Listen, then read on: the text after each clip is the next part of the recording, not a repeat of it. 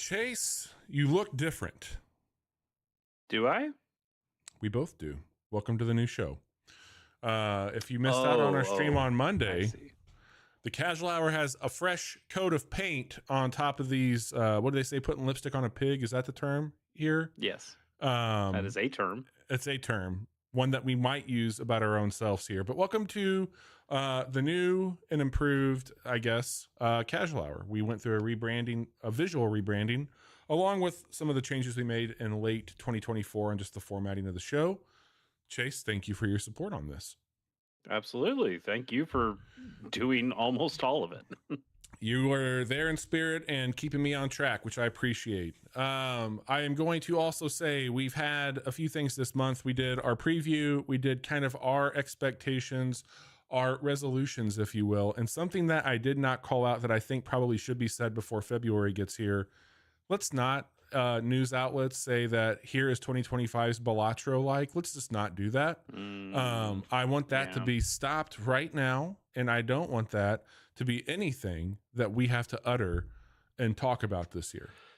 Yeah, I mean, roguelike deck builders were around before Balatro. They'll be around after Balatro. Not everything has to be a Balatro. Yeah, I think that's a fair one. Yeah. I mean, in the same way that, sometimes it just seems like we latch on to a game and say that everything else is not copying it exactly, but like taking an homage from it. You had, back in the day, you had Doom clones, which were very much, we didn't know what that genre was, so we just needed to call it something. You've had Metroidvania that has gone through a similar kind of thing. There's still questions about who came up with that, apparently. Yes. And then like people trying to go, no, they're called search action games. Like nobody fucking calls them that. Like you can't do that. Mm-hmm. You've got Souls like. That's certainly a big one of like, okay, we kind of like made, it's not really a genre, but also people are taking so many of these same kinds of design elements. Let's call it that. What also is a cozy game? Because everything's cozy now. That's true. Yeah. Yeah, to a degree, I think that's in there. And then yeah, I mean, even less like ubiquitous stuff. Like, you had what's going to be the Halo killer. Like, remember when Killzone came out and it was like, oh, it's the Halo killer. Everything's a Halo killer. Yeah. Like it's just like sometimes people made first person shooters and they just wanted to make them good.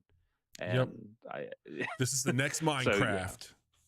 So yeah, I agree. I think calling things Balatro likes or the next Balatro is maybe a little silly. Yeah, I agree.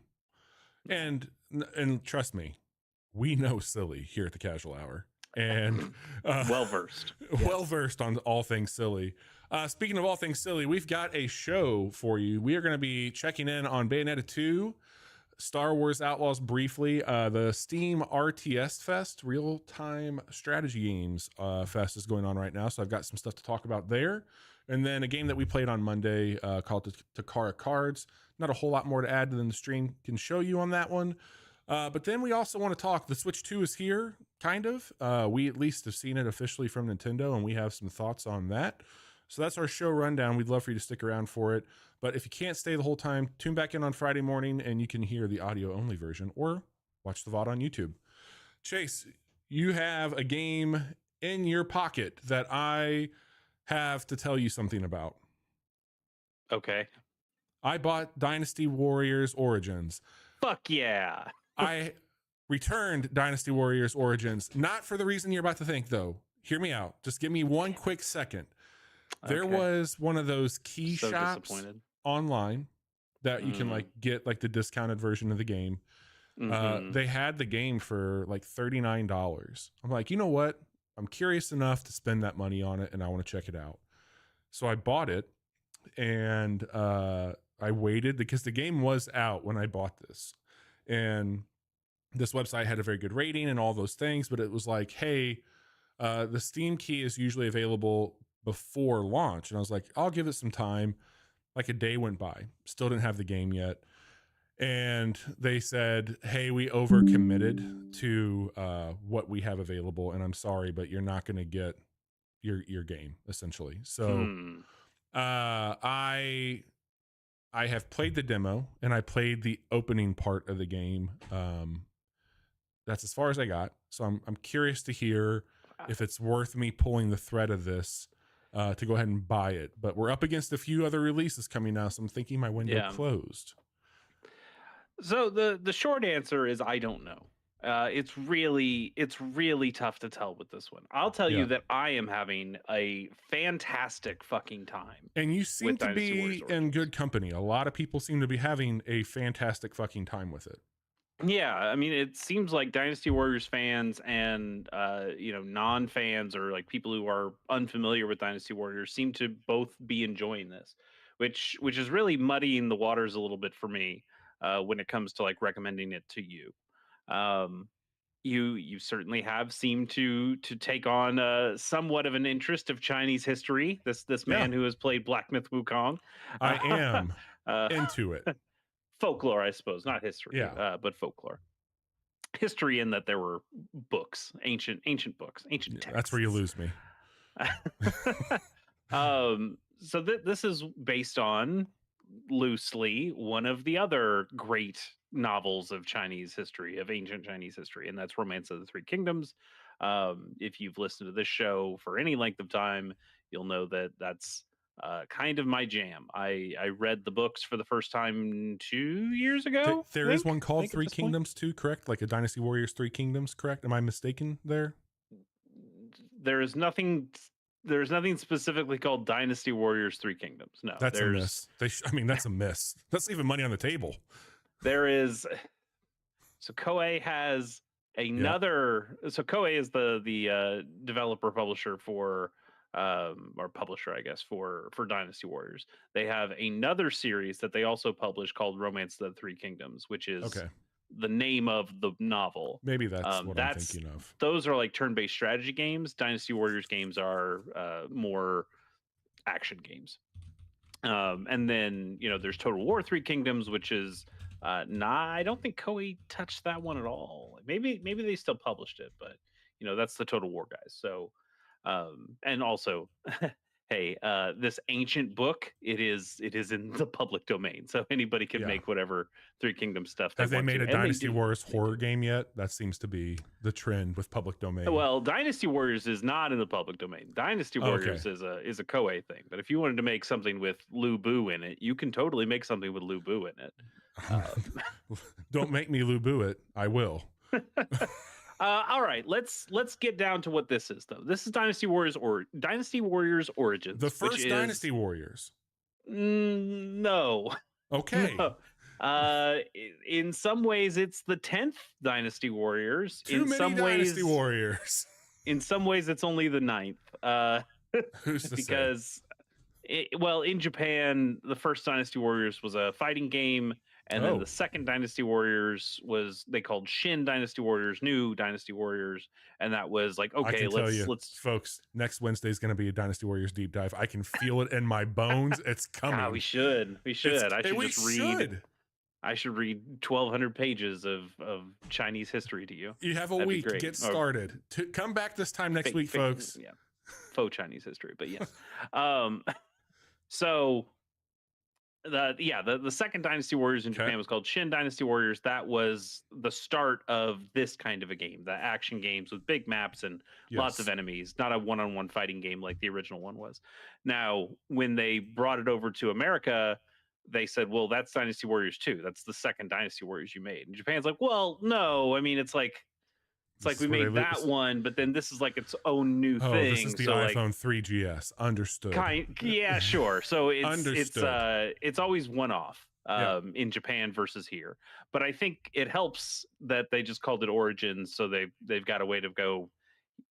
They're both the same. Yep. Don't worry about it. It's a Biohazard Resident Evil kind of thing now. It's a Yakuza Like a Dragon thing. It's like, let's just get the name figured out. Yeah.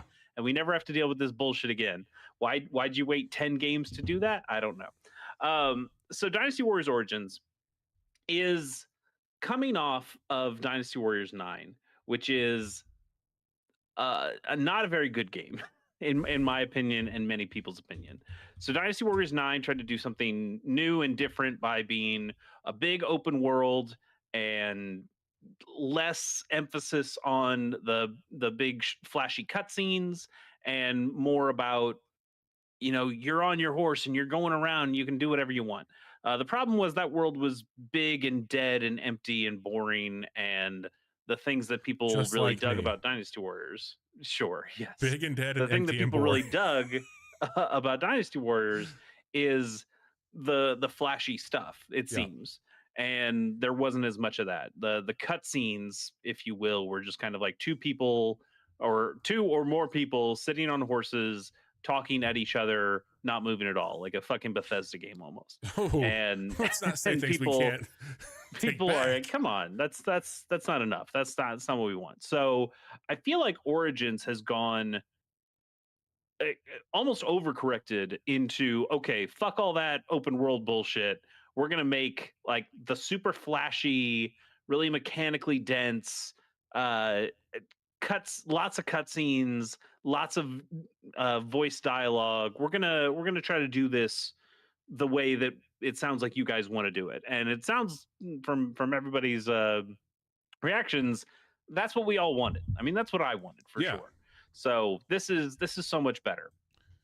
Can I interrupt you really quick? Please go for it. So I have a couple questions on it.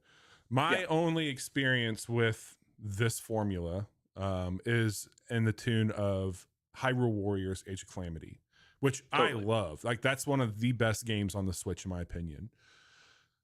That statement right there, one of the best games on the Switch, in my opinion.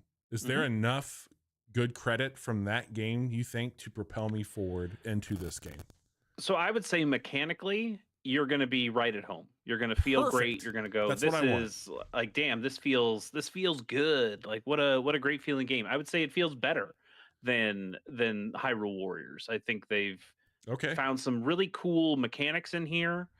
When it comes to parries, when it comes to these kind of what do they call them, battle arts, which are just kind of special moves that you can pull off at specific times, and like it's fun to play. It's really cool to go through and play with a bunch of different weapons. You play as a I'll get to who you play as, but you get the options of all these different weapons. People upset about.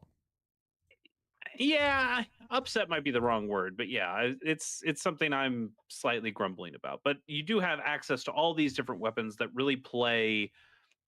They feel different they don't play all that different in that you are hitting, I'm on a PlayStation, so I'm still hitting the square, triangle in the same way that you've been playing Dynasty Warriors games since the PlayStation 2. But they feel a little bit different from some of the, this one has a lot more reach. I'm going to use this spear. It can do these kinds of moves. Now I'm going to the fist weapons and they play in this kind of way. And yes, I'm still doing square, triangle, but the moves that come out of those and the situations that I might use them in feel a little bit different. And that's still pretty fun. And you can switch all of these. I don't think you can switch them on the fly like mid mission, but you can switch them between missions. I did see that. You gain experience as you go. This isn't Monster Hunter. You don't have to go, oh, I'm hammer only. Yeah. And well, you should be.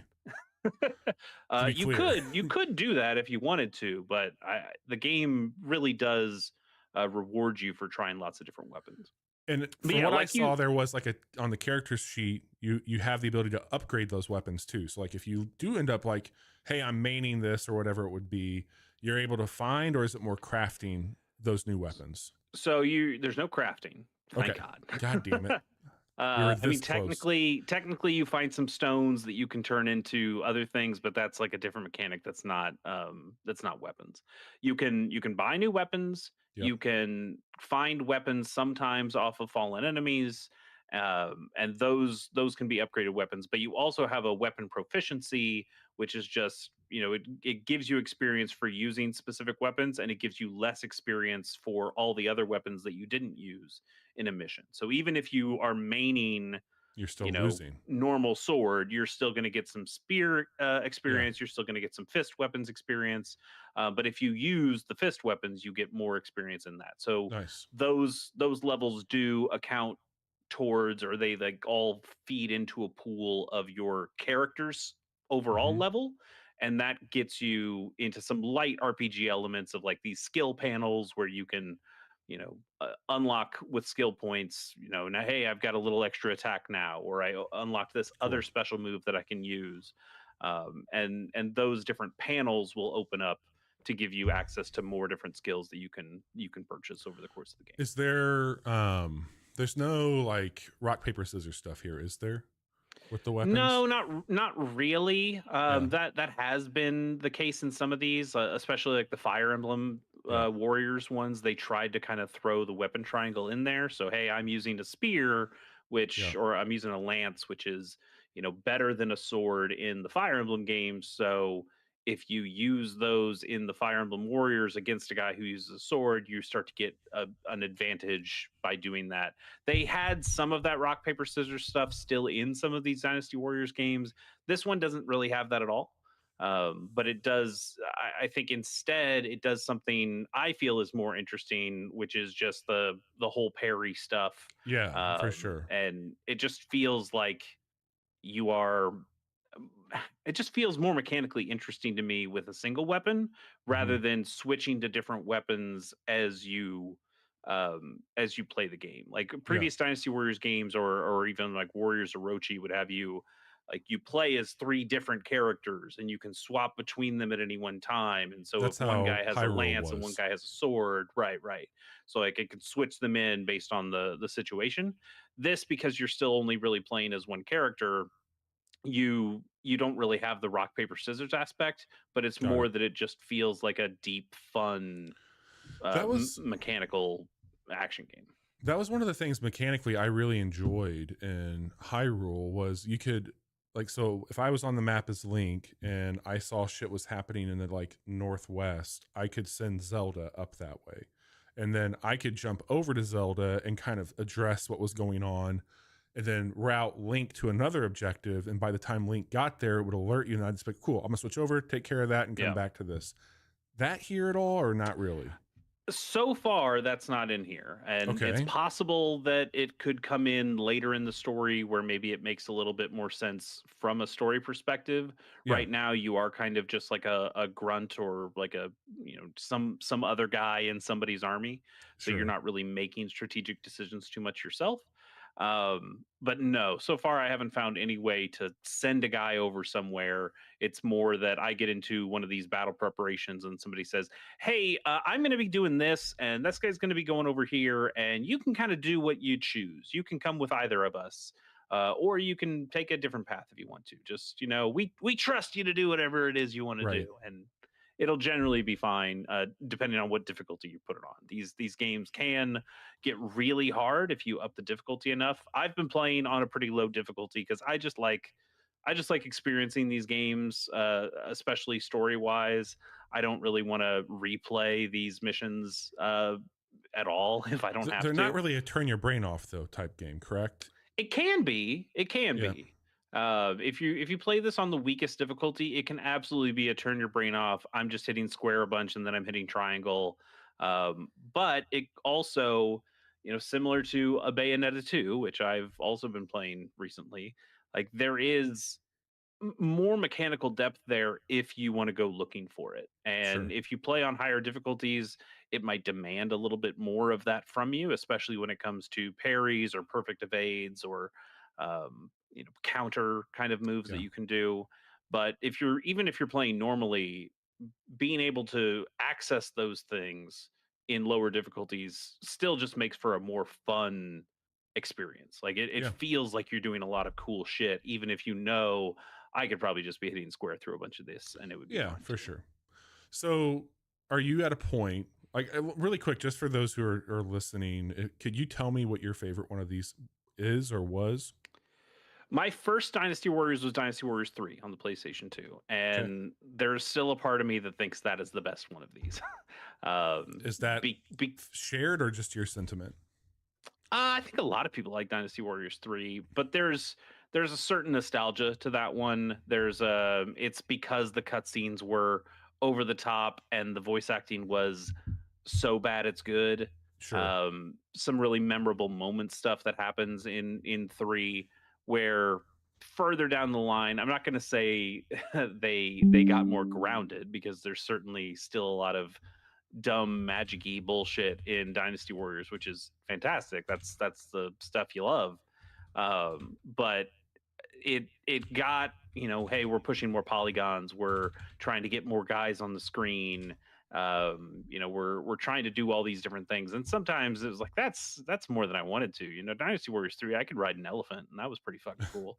uh and some of these other Sure. ones go like, no, you don't need to ride an elephant, you can do all these other things. And it was like, I kind of just want to ride the elephant again. I want to hear the dumb voice acting. Did um Have you looked into how so long it is to beat? I haven't, but I will say I think this game's fucking long, and it's kind of excites me. So let's back up a little bit because you mentioned the character thing, and I think that's something we should cover. Yeah. Um, Traditionally, Dynasty Warriors games have had these incredibly large rosters of all of these ancient heroes.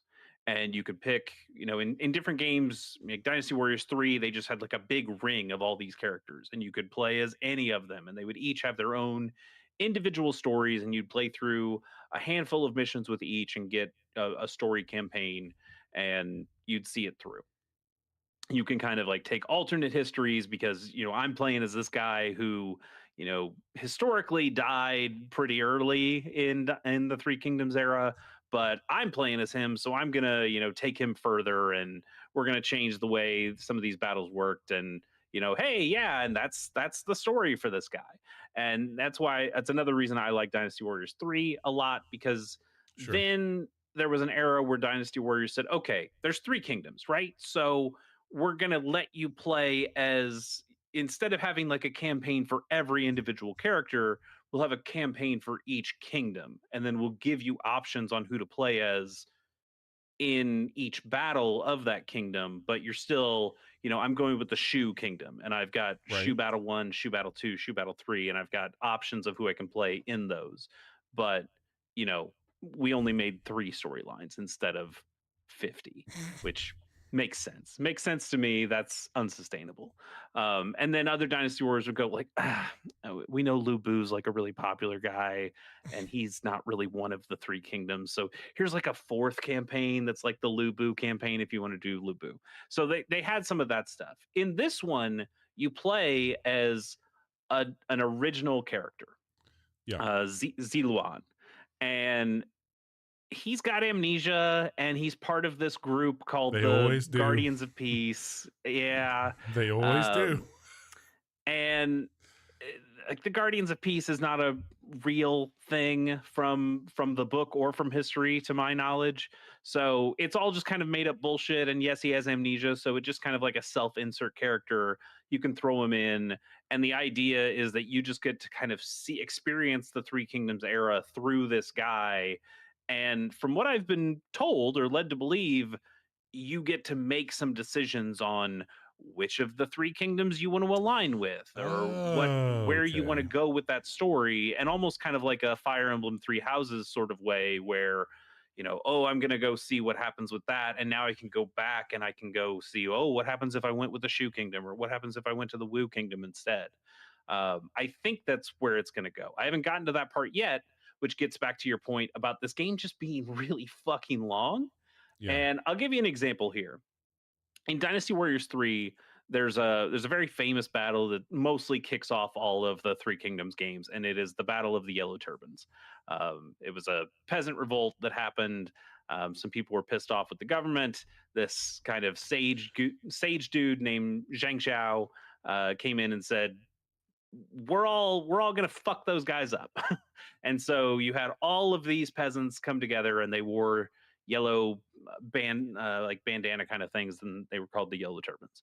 And that's where kind of all of this shit kicks off, because like all the big heroes who would end up splitting off and making the Three Kingdoms all came together for this one battle Sure. and put down this rebellion. And so most of these games start with one big battle of the Yellow Turbans.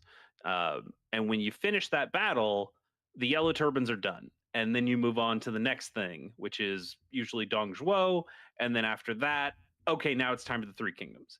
That's just how the story goes. So sometimes it's, here's one battle for Yellow Turbans, here's one battle for Dong Zhuo, the Battle of Hulao Gate, whatever you want to call it, and now we're going to get into a bunch of Three Kingdoms stuff. I've played this game for 10 hours or so, and I am just now starting to get into the Dong Zhuo part. There is a lot of Yellow Turbans battles. Not even one kingdom, let alone three. Exactly. Not even one kingdom. Well, to be fair, like right now it is one kingdom. Like the one kingdom needs to divide. And to be fair, it's the origin. They tell you that on the box. But to that point, there is a lot of stuff in here, and they're really stretching out the story, and they're telling more of the story. There's a whole lot in the books about the Yellow Turban Rebellion, and they're telling, I wouldn't say all of it, but they're telling a lot of it. Hyrule was long. That was a big game. Hyrule was certainly long, yeah. And Hyrule, has a story that you can, they were making that story up. You could tell it as long as short as you want. Yeah, I mean, it was completely out of the grid, off the grid, I should say. So I'm very intrigued to see how far this game goes. Yeah. If it's called Origins, does it actually stop at some point? Like maybe this is all like right before the Three Kingdoms happens and the next Dynasty Warriors game goes through the actual Three Kingdoms. I don't think that's the case. I think it's all going to be in here. One, because I think people would revolt. I know how long the game is. Do you want to know? Sure. Go ahead and tell me. The game itself is 16 and a half if you do only the main, but if you do main and sides, it gets in the 30 to 40 range. Okay. So man, I don't know. I guess I really don't know. I'm looking forward to playing more and seeing where it goes. The thing that also kind of intrigues me, it does have you can get back to the inn, which is kind of your hub area where you can, check your letters and see kind of new stuff that you want to do. You can upgrade some stuff. But one of the other things there is there's a story button selection. And when you choose that, you can see the different chapters. And so far, I think I'm still in chapter 2. Maybe I'm in chapter 3. But they've just been straight lines, and they show you here's point. And I think what's going to happen is that at some point in one of these chapters, things are going to split off, and then you can go to different story points and see, oh, I see, I split off and did this and went with this guy when I could have gone over and gone with that guy instead, and that would change where the story goes. So we'll see. We'll see how much is in here. But I'm just really excited to play more of this because it's been a lot of fun. It is silly. It's different than the book in some ways. I just had, there's a famous part of the book where a guy named Cao Cao, who's very important to the Three Kingdoms. Oh yeah, he's supposed to. I'm Cao Cao familiar. Sure. He's supposed to deliver a sword to Dong Zhuo that is, like a gift, and then he tries to use that sword to kill Dong Zhuo, and it doesn't go very well. I just did that mission today. Oh. And he doesn't in the game, there's like a girl, and she is called the sword of some guy, and that's not really how the book went, which also is different than how history went, because the book is also kind of a novelization of the history. It's the romance of the Three Kingdoms, so they, the author did take some liberties on some of these things, and so you are kind of getting into that Xeroxy territory of copy of a copy of a copy, and that can be fun. Like, hey, it's a silly game with silly fun bullshit in there. Like, it's fine that it's not going to the history or to the book's history to the letter, doing its own thing. and that's perfectly fine with me. But it is impressive to me that they are taking a bigger swing with this part of the book, because you usually see things about the Three Kingdoms when there are Three Kingdoms. So for there to be so much stuff that has been leading into it before the kingdoms have happened, That's pretty cool to me. That's awesome. It's a relatively unexplored territory for this game franchise. So I'm pretty I'm excited thrilled about it. because you've been ups and down on the franchise, and Yeah. especially with some of the Fire Emblem ones. But this is one that I have every intention to pick up. I also just know I've got a few big things hitting right now, and there's like we don't ever tell our secrets before we're supposed to, but February's stacked. There's a lot coming out in February, so I'm trying to figure out how it'll come in. Yeah, and so mechanically, like I said, I think you're gonna be okay. I think you're gonna Yep. enjoy what it's doing. I think you'll find a weapon or two that you like using, and you'll want to keep playing that stuff. Story wise, I Yeah. still am not sure you're gonna care. There's going to be a lot of names that are difficult to pronounce, and you're not able to kind of put the faces to names that I can from Yeah. having You're a played weeb. this I'm series not. and read these books.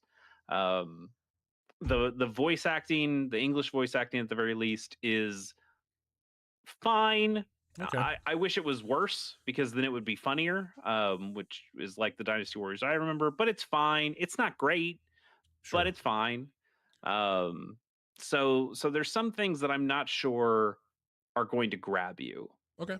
But if you like the fighting enough, I think you'll at the very least go, yeah, this is I'll fun. keep an eye on it. I'll keep playing this. If I can get it at a discount, I'll probably pick it up right now. Otherwise, I might get through and see if there's a lull sometime in the summer where I can pick some shit up there. I know I'll be playing happy. this a lot more though. That's awesome. I'm having a fantastic time. That is Dynasty Warriors Origins, the update I've been waiting to hear from your friend of mine, Chase here. Very cool. Anything else, Chase? Are you good? We talked for a bit on that one. Am I good with Dynasty Warriors, or do you want to? Yeah, okay. That's the end of Dynasty Warriors. Okay. I mean, I don't have a whole lot to say about Bayonetta 2 other than you're playing it. I'm playing it. It's pretty good. Yeah. It's a platinum action game. It feels like a platinum action game. It is very silly. I'm in like chapter like 5 of 19, I think. So okay. I've got a ways to go in that, but it's been fun. I'm just Bayonetta has not always been my thing. I played the original and liked the original on the 360, and just missed the second one. But I like it. I'm not usually like a Devil May Cry. We'll take it kind of gamer, but yeah, it's good. It's a very good, well-made video game. Hell yeah. You and I played a really cool game on Monday night called Takara Cards. It is a hyper stylistic, maybe lacking some onboarding into it because there's a lot they throw your way, but it has some legs. It's very cool. A little Citizen Sleeper stylization happening with it, but cool grid-based combat. If you're on the fence about that one, it's on sale right now for 50% off. You can get it for like $7.50 on Steam.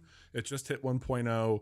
But go over either here on Twitch or here on YouTube, wherever you're watching us right now, and you can see our VOD from Monday night where we played through that and decide for yourself if that's something worth exploring. But I also am a sucker for a good fest, especially one from Steam. And currently, the RTS, or the Real-Time Strategy Fest, is taking place, and there's some deep discounts on very cool games, and there's also some free demos of games to check out. And one of these I told you about, Chase. We were actually going to play it on Monday, and we decided not to because I decided not to because I really wanted to show you Takara Cards. But there's two that I'm going to tell you about tonight that I think are worth your attention and things that we should keep on our radar for future endeavors. And I might even play one of these on Friday because the festival ends, I think, at noon our time on Monday. So if these demos were to to stick around until the end of the day on Monday, I might be able to show you one on Casual Monday stream. But Drop Duchy is the one that I sent you, and this is a very unique building real-time strategy game that is Tetris and a little bit of Loop Hero. Both of these games have some Loop Hero to them in a way. So Drop Duchy gives you a giant grid where you will be giving cards onto the left that are farms or wheat fields or trees that are in the shape of the Tetris pieces that you know and love. And you are positioning them in a way that you need to have a strategy going on just straight Tetris, but also certain things happen. Think more around the border of Loop Hero, Chase, when you're replacing like a mountain range. So as you place these, if you put a farm down, it's like, hey, this is actually going to chop down forest and convert that to wheat fields. Well, now you might need that currency if you are trying to get more archers in place. And this does use the weapon triangle. But what they also do here that's fucking crazy is you are in charge of putting your enemy bases out also. And so you're trying to build up in real time with Tetris the resources that you need for your build, but they throw in enemy placement where, hey, if you actually have this next to a forest, the enemies are going to be doubling up on their axe characters. And then you place everything, and then once the placing is done, it's like, okay, now it's time to battle. And this is where it gets even more interesting, is you have to kind of path out. So you're clicking and dragging like vector points on where the bases are. But if I go like enemy being red, if there is 2 or 3 enemy placements leading up to my blue placement, it is my responsibility to go through all the red. And if you have to like combo through it, you are building up, and this is both ways, your offense. So like I'm doubling down. If I go through another red base, I'm getting their count. And their count is increased by the resources you place around them: wood, wheat, water, etc. So when you're making the placements, is your goal to make these things as disadvantageous as possible for the enemy, knowing that you want to be able to get through them? Yes. Or is it like Loop Hero in a way where, you know, I get better by making the enemy better, so sometimes I want to... No, you want to, it'll tell you like, hey, fuck them over, pretty much. Okay. But the other part of it that's difficult is not really difficult, but just like Tetris, you're not clearing lines. That's like, you're not removing anything, but you're building up. But if you have a full row, any tile that's in there, you net those as your income. And then that's what you use outside of it to like upgrade your cards, because you are working up a map. It's a run-based game. You're collecting cards that you play in battle. Dude, it's really fucking cool. And I think you will dig it. It's working. It's blending a lot of things. And there's another game I'm going to talk about here in a minute that borrows some similar Tetris shapes in a different way, and also borrows some things from Loop Hero, but more of the path that you're on inside of Loop Hero. So Drop Duchy is currently on track to release in April of this year. So I think there's going to be some really cool strategy games this spring. And I'm here for it. These are pure and perfect Casual Monday games for us, and I can't wait to share them with you. But there is a demo right now that you can play of Drop Duchy. It's part of the Real-Time Strategy Fest. This is put out by Sleeping Mill Studio. I don't think they've done anything else besides this game. Very cool. That's DROPDUCHY, by the way. The other game I want to talk to you about, and this is the one that I think you will really, really dig, is called The King is Watching. And this is also a grid, but a static placement. And this is more tower defense. So you have a 16 square grid that you have pieces that you can place. And these are wells, forest, woodcutters, armories, etc. But they only are functioning when the king is watching. And when you start the game, you have in your grid I don't know what the piece is, but it's the like corner piece in Tetris. The like 3 pieces that are at a 90-degree angle that you can rotate around. The corner piece in Tetris, like an L shape. Yeah, but smaller, just like a 3-piece. So it's kind of like in that L shape, but it's a corner. I see. Okay. Yeah. So you start with that, and you can expand the king's view, but when you have that shape, so it can only cover 3 pieces at a time. And while you have it over it, like I could maybe place, for shits and giggles, let's say I have 2 wells. So if I'm looking at the top corner of this grid, the first 2 pieces in basically column 1 and then row A and row B. I have wells placed there, and then in column 2 on spot A, I have a wood shop. If I have that piece over it, I'm producing all these elements, and that's the currency that you need to buy other shit. So, hey, if I want to put down a mill, I need to have X amount of wood in the bank. So okay. I have to have that. The king has to be watching those 3 spots, and you can right click with your mouse and change the rotation. So if you're on a 4x4, or like basically a 1 by, if there's 4 squares, like a 1 by 1 or 1 by 2, whatever that is, yeah, I can rotate around it.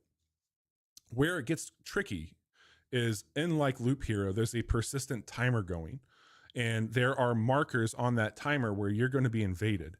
It gets even more interesting. They let you choose how you're going to get invaded, and there's 3 or 4 options, and this is where it basically pays to play. So they say, hey, here's a bronze tier, a silver tier, and a gold tier encounter, and if you can take on the gold tier, you're going to get some really rare shit, including the ability to unlock new recipes that you can have in your base. One of those, it could be a market, and the market only produces gold when you're looking at it, but the market also depends on these other things to happen with it. So if you're under attack, you have to have resources to refill your barracks. So like if you are getting killed, and you'll get mowed down because this is where the waves and the hordes are coming through, you have to have a production going to be producing the currency that your bases need to produce fighters for you. But if you are also trying to say like, fuck, I got 8 dudes coming through here, some of them archers, I need to also be cutting wood and doing that. So what I end up doing is I set up these, I don't want to say factory because that's going to turn you off from it. But if I know that archers require wells and woods. Yeah, you've got like specific placements of, yes. You know, here's like a batch of, yep. You know, I can watch this specific area because I know that that's going to replenish the archers Correct. That I need for this battle. Yeah. Now, the other thing they do that's really, I think, inventive and smart is they allow you, if I press shift and then click on a tile, I can lift that whole tile and swap it with any tile on my map. But there's a slight cooldown penalty where it's ineffective for a period of time. It looks great. It sounds great. The choices are really good. This game, I saw somebody comment on it that like their most anticipated game of the year is already playable. So I'm like, what is this shit? Because it had a really, really cool thumbnail to it. It just says coming soon. I don't know when this is supposed to come out. This is being made by Hypnohead, and they did, I believe, Save the Reactor is the only other game that they've made. But this one seems like it's got a lot of potential, and they both borrow some cues from Tetris and Loop Hero, and I think we like both of those games quite a bit here, Chase. Yeah, I dig the art style, and you know, it reminds me a little bit of those kind of defend the castle flash games, but with, you know, a little bit more going on. You know, those games would always kind of have, you know, here's the money that you have, and you're gonna keep putting defenses. But it was more about like what happens like on the wall and in front of the wall of the castle, and this is much more like what's going on inside the castle to give you those resources, and that seems cool. Yeah, there's like boss battles and shit, but these are some things that if I have a feeling they're going to stick around because mid-February is the next fest, and I have to imagine that these will be demos you can play there too. So if they do go temporarily, I'm sure we'll have them again. But if these are available, this is also coming to the Switch, by the way. It's a good start. If these are available on Monday, I'm going to show you both of these games on Monday night. Sounds good. Also playing a shit ton of Star Wars. Still really digging that. I finally got all the cartels in the same like category of liking me, so I'm getting some cool gear and shit from them. But I did have a few other demos I downloaded to play. Some of the games we talked about earlier this month in our monthly preview actually have some playable demos. So next week, I will update everybody on what I've been doing there. But that's the games that we've been playing. Why don't we talk about... I know that you're excited when I mentioned the Switch earlier. Let's talk about the Switch, shall we? Sure. How are you feeling now that we know what this thing is? I feel fine. Like it seems it seems like the thing I basically wanted. Yep. w- the one thing that I guess maybe disappoints me, or maybe we just haven't learned about it yet, is wanting that little X factor, wanting that, Yeah. hey, we put a second screen on this motherfucker. Right. This the like having a little extra in there. And so far, this we got a very short trailer that Bobby's playing for us now. Um, we see that this thing's a little bit bigger, which that's fine by me. It's not Steam Deck big, thank God. Yeah. But I'll take a little bit bigger screen. We saw the new Joy Cons, which are magnetized to the unit, which I Looks I so think that's good. a really great call. We see a better kickstand, which fine. I think I used my kickstand like Those exactly rooftop twice. parties aren't going to know what fucking hit them, man. So all that stuff seems fine to me. Yeah. But the interesting thing we saw here, I guess there's two interesting things. One is there's some mysterious C button that's on the right side, on the right Joy-Con, Yep. underneath the start button, kind of in the opposite side of like where the camera button is, and like take a screenshot button. Yeah. So there's been lots of speculation on that, and I'm sure we can speculate too. And then there is, I think we just saw it there, like a couple of seconds where you see those Joy Cons run across the screen in like a Tron light cycle almost With the looking. tail. Yeah, yeah, and it has a lot of people thinking maybe these things are mice in some way. Like maybe you're going to have some kind of mouse control for this. And if that's the case, that would be wild. It might be somewhat impractical, I but disagree. That's well, it's I'm thinking it's impractical because because the Switch is inherently a system that you take wherever you yeah. go. Um, where are you going to use a mouse on the train? Where are you going to use a mouse in the car? Um, yes, it has this better kickstand, so if you do get to a place, you can put that kickstand out and put it on a table, and yes, you can use if it is a mouse, you could use it like that. But when the idea for a lot of the Switch is I'm going to play this on the go, there's not always a very accessible mouse pad like area around for you to use. That's my point. I Or think especially like if you have that thing plugged into a TV and you're on a couch, where are you using your mouse controls when you're on a couch? It's just there's a few things I'll call out here on this that I find interesting, and we'll just hop into it because this is actually the one sure. part that I'm super jazzed about and excited to talk to you about. This shot kind of gave me an indication right away. The kickstand never went this far back. Like if you are looking at it from an angle right now, it's a very acute angle lean. Having an iPad or a tablet or any sort of like drawing studio, this is telling me that there's probably going to be a stylus in some way, shape, or form down the line for Maybe. it. I also think that there's going to be an emphasis on creation with this one. And we talked and joked about Mario Paint, but I can like this angle here. I think music. I've been thinking a lot about like in Mario Paint how you made music and shit like that. Knowing that they put out that music app, like, is there a world where you can use that? Like, if you're a Nintendo Switch member and you can bring those songs in here and do weird shit that is stuck on your Switch that you can share like on Nintendo Switch Online. Man, I don't know. Nintendo is so I get it, defensive about their own shit. I'd find but that hard to believe that they would let you remix stuff like that. There's a few things that are I also like went down a rabbit hole with. So the original unveiling of the hardware for the Switch we have today was again like a 3-minute video just like this, but there's distinct differences. They had to convince us in that first unveiling to think differently about how we take consoles with us or what a console is. That's where the infamous rooftop party shot came from. You saw the person, the dog begging to go outside. He goes outside, take the dog on a walk with the Switch.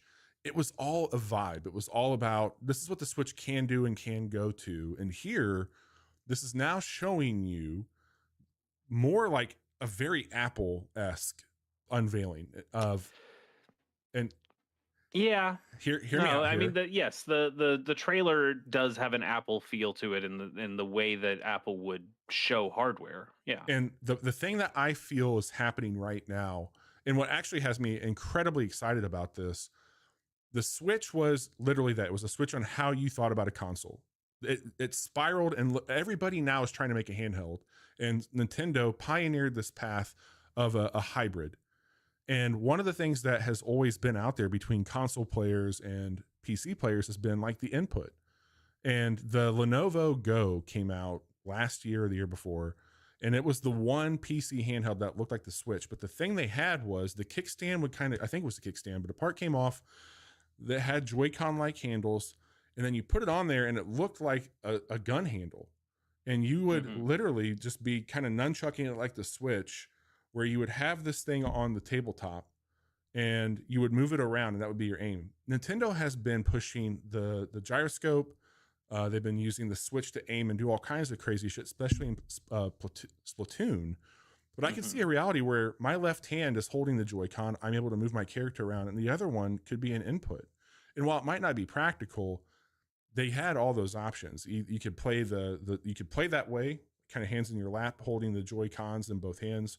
You could do the Switch gyroscope axis aiming. I also think like a game like Divinity or Baldur's Gate or something to that degree where you could have a mouse input if you really wanted it would be cool. And to have that switch, to have that be the gimmick, to have that be the thing that really gives options to console gamers would be phenomenal. It'd be wild. I mean, I hope you're right. I think that would be cool to open up some of the options there. I think it would still be a little awkward in that, this thing is not going to be comparable to most gaming PCs. So Right. you're going to have a suite of PC games that are still not going to run, or at least not run well on a Switch 2. You are going to get more of these indie games, I would imagine. Like I recently talked about Heat Signature. Heat Signature would probably play great on this if this had, a mouse Mhm. ability, and but you can also like use the left thumbstick of a Joy-Con to move around. Like I could see that kind of stuff working. Um, Could you when you're imagine talking something about, though like Mario Maker though having that input? yeah, sure, that Yeah. would be very cool as well. That I feel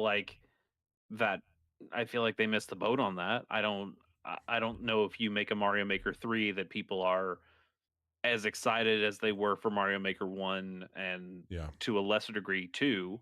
Unfortunately, I think the moment passed a little bit on that one, as much as Mario Maker is really cool. Um the When you're talking about creation though, that's the part that scares me a little bit. Hmm. While Because Nintendo is a company about play, Yeah. and they're not like this is not going to be a new iPad. Like this is not going to I don't be think to that degree, no. yeah, this is not going to be something that a young professional goes and takes out and is like, oh, I'm gonna make some loops for my music, or I'm going to draw on this, and I'm not going to use it as like a high quality stylus thing that I'm going to take my notes on, or things like that. Right. That's just not what Nintendo is interested in. Could I see them making like a Mario Paint 2 like we talked about before? Absolutely. Like yeah, that could be fun. In terms of sharing that out, we'll see, man. Like Well, Nintendo's bad with all that I don't shit. think sharing it So out that way, but like what something silly that comes to mind is you've played Splatoon and you've sure. seen like people when you have those like greeting things when you walk up to them, like Yep.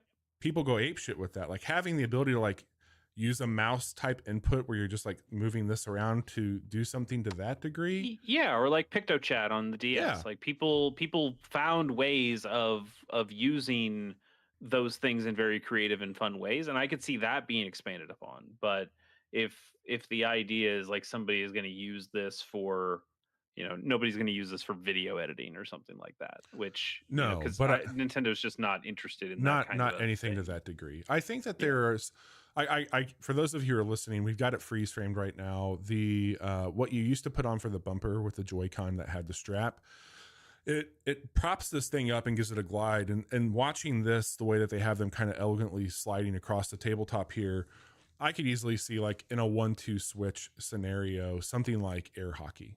Hey, we've got air hockey now that you can play using this thing back and forth or having that type of input. Like that would be a gimmick type thing with it.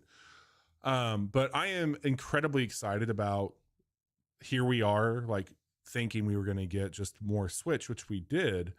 And they did confirm back compat again here. There are some exceptions, I think, tied to things like Ring Fit Adventure, where if you have to put the Joy-Con in something, it might not work. Yeah, that could be. I was trying to think of other potential things that could be an issue. Like we don't know what the HD Rumble capabilities are of this. So like, is 1-2 switch going to work with something like this? Who knows? But it doesn't seem. I can't imagine there being any big losses here.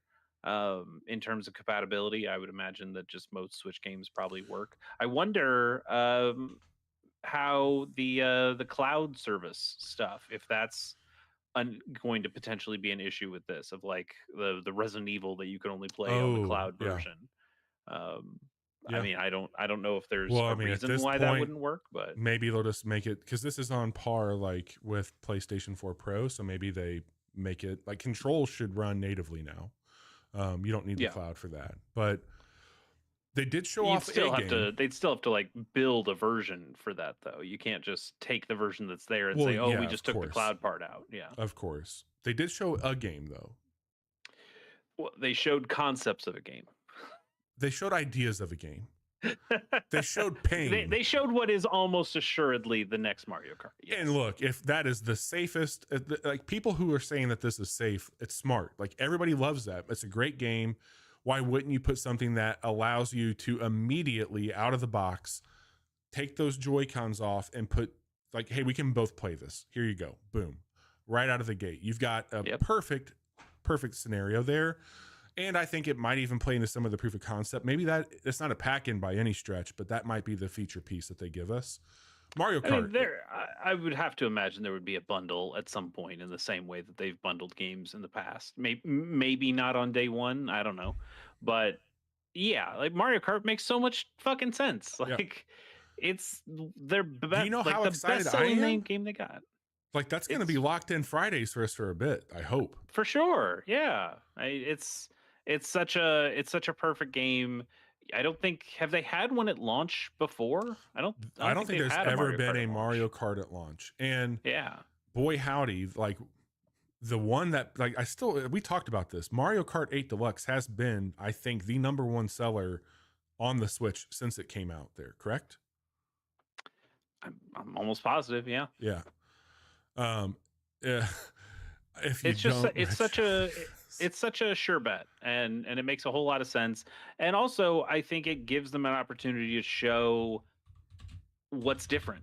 Like this is, you know, we've seen Mario Karts take advantage of motion controls in the past with Mario Kart Wii. We've seen them play in slightly different ways. This could be a good way of showing like, yes, this is basically just a new Switch, and it's going to play the games that you love, and it's going to play them the way that you want to play them. But also, you know, maybe here's this extra thing, and that's what Nintendo seems to do a lot with, especially first party stuff at launch, is they find a way to show off the hardware in some form or fashion.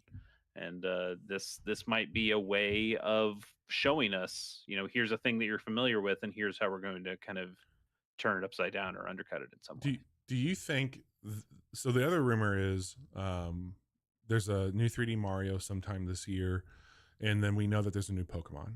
Do you think that they in calendar year 2025 put out a themed version of the Switch 2, or is that not something we're going to see this year? Like, will there be a Mario themed or a Pokemon themed Switch 2 that you can buy?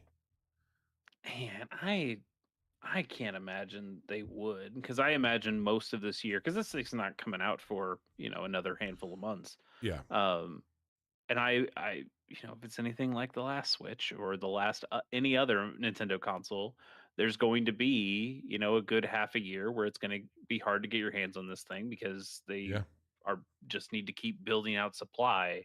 So I don't think we see any like new versions until next year, but Yeah. I could see, maybe here's like a special Joy-Con that we made. Yeah, Because or a we've Pro had that stuff controller. in the past. Yeah, certainly Pro controllers too. Yeah. Where it's like, here is a Breath of the Wild themed Yep. Pro controller that has the Sheikah Slate kind of Yep. patterns on it. I could totally see them doing something like that. Do you think? But no, in terms of hardware, I think it stays the way it is for a while. Keep me honest here. I know we're getting up against time here. Last question I have before we get into credits. I don't recall any new amiibo in 2024, and there was plenty of opportunity to do that. If